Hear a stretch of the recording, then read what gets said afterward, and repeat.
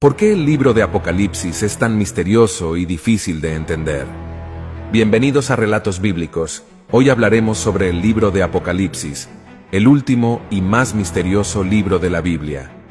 Si alguna vez has intentado entender este libro pero no has podido, presta atención a este video, donde vamos a hacer un estudio detallado y completo del libro, analizando su autoría, su contexto histórico, su estructura, su mensaje y su significado. También vamos a ver la fecha en que fue escrito el libro y cómo se relaciona con los acontecimientos de su época y de la nuestra. El nombre del libro significa revelación. Esto hace referencia al plan de Dios que le fue revelado por medio de Jesucristo al autor del libro. Debido a los sucesos que se describen en el libro, muchos asocian la palabra Apocalipsis a una situación catastrófica o cataclísmica relacionada al fin de la humanidad, pero su verdadero significado es revelación. ¿Pero quién escribió el libro de Apocalipsis? El autor se identifica a sí mismo como Juan, siervo de Jesucristo, que estaba desterrado en la isla de Patmos por causa de la palabra de Dios y del testimonio de Jesús. La tradición cristiana ha atribuido la autoría del libro al apóstol Juan, el hijo de Zebedeo, uno de los 12 discípulos de Jesús, y también el autor del cuarto evangelio y de 3 cartas que llevan su nombre. Esta opinión fue sostenida por escritores antiguos como Ireneo, Justino, Melitón e Hipólito, que vivieron entre los siglos II y III. Sin embargo, algunos estudiosos modernos han cuestionado esta identificación, basándose en diferencias de estilo, vocabulario y teología entre el Apocalipsis y los otros escritos joánicos. Algunos han sugerido que el autor era otro Juan, conocido como el presbítero, que era un líder de la iglesia en Asia Menor.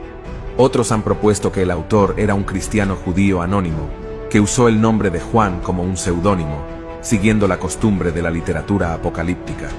Sea quien sea el autor, lo cierto es que era un hombre profundamente entregado a Dios, que conocía bien las escrituras hebreas, que tenía una visión escatológica de la historia y que estaba convencido de la victoria final de Cristo sobre el mal. ¿Cuándo y dónde se escribió el libro de Apocalipsis? La fecha y el lugar de escritura del libro de Apocalipsis son temas de debate entre los estudiosos. Algunos sostienen que el libro fue escrito antes del año 70, entre el 54 y el 68 después de Cristo, durante el gobierno del emperador romano Nerón César.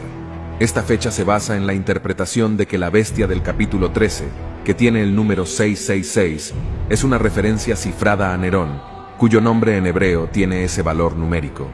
También se apoya en la suposición de que el libro predice la destrucción de Jerusalén y del templo por los romanos en el año 70, que sería el cumplimiento de las profecías de Jesús sobre el fin de los tiempos. Esta teoría es defendida por algunos preteristas que creen que la mayoría de las profecías del libro ya se cumplieron en el primer siglo. Otros sostienen que el libro fue escrito después del año 70, entre el 80 y el 96 después de Cristo, durante el gobierno del emperador romano Domiciano. Esta fecha se basa en el testimonio de escritores antiguos como Ireneo, Clemente de Alejandría y Eusebio, que afirmaron que Juan recibió las visiones del Apocalipsis hacia el final del reinado de Domiciano. También se apoya en la evidencia de que el libro refleja la situación de las iglesias de Asia Menor, que estaban sufriendo una intensa persecución por parte del Imperio Romano, que exigía el culto al emperador como Señor y Dios. Esta teoría es defendida por la mayoría de los futuristas, que afirman que la mayoría de las profecías del libro aún están por cumplirse en el futuro. El lugar de escritura del libro de Apocalipsis es más claro, ya que el autor dice que estaba en la isla de Patmos, una pequeña isla rocosa en el mar Egeo, frente a la costa de Asia Menor. Se cree que Juan fue desterrado a esta isla por las autoridades romanas, como una forma de castigo por su predicación del Evangelio. Allí, en medio de su sufrimiento, recibió las visiones de Jesucristo, que le reveló las cosas que habían de suceder pronto, y que debía escribir en un libro y enviarlo a las 7 iglesias de Asia Menor: Éfeso, Esmirna, Pérgamo, Tiatira, Sardis, Filadelfia y Laodicea. ¿Cómo se estructura el libro de Apocalipsis? El libro de Apocalipsis tiene una estructura compleja, que combina elementos literarios, simbólicos y numéricos. El libro se puede dividir en 5 partes principales, que siguen un esquema progresivo de revelación. La primera parte la encontramos en el capítulo 1. Este es el prólogo. que presenta el título, el autor, el destinatario, la bendición, el propósito y la fuente del libro. También contiene la visión inicial de Juan, que ve a Jesucristo glorificado, con 7 estrellas en su mano derecha y 7 candeleros de oro a su alrededor. Jesús le dice a Juan que las estrellas son los ángeles de las 7 iglesias, y los candeleros son las 7 iglesias, a las que debe escribir lo que ha visto y lo que va a ver. La segunda parte la encontramos en los capítulos 2 y 3.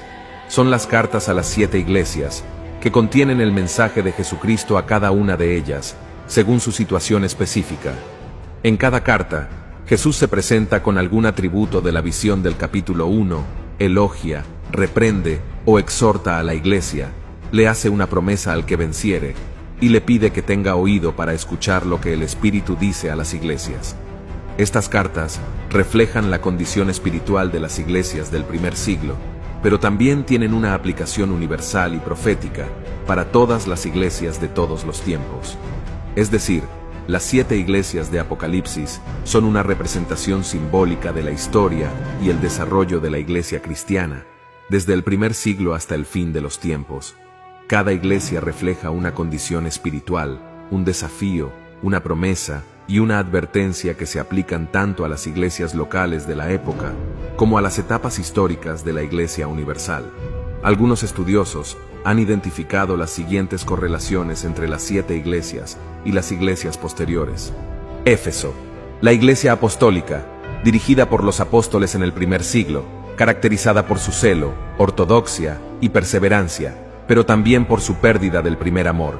Esmirna, la iglesia perseguida de los primeros 3 siglos, que sufrió el martirio y la pobreza, pero que fue fiel hasta la muerte. Pérgamo, la iglesia comprometida del siglo IV, que se alió con el poder político y toleró las falsas doctrinas y la idolatría. Esta iglesia se unió al Imperio Romano, dando surgimiento a la iglesia tradicional, que ahora se autoproclama como la única iglesia de Jesucristo.